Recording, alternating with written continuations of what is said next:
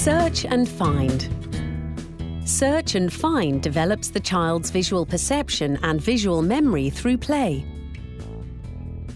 The game can be played alone or with several children.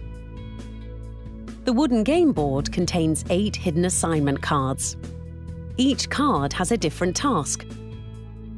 Of the 8 assignment cards, 3 consist of Find the matching items tasks, 2 consist of Find the front and back of an object tasks, 1 concerns a Find the same task, and 1 card instructs the child to match up positive and negative.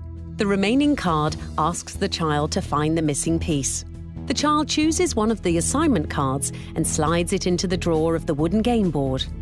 The child takes 2 discs at a time. If 2 matching images appear, the child can keep the discs and take another turn. If the images do not match, the child loses his or her turn. The child with the most discs is the winner. Search and find consists of a wooden game board with 16 red discs, 8 assignment cards and a guide, all conveniently arranged in a wooden box.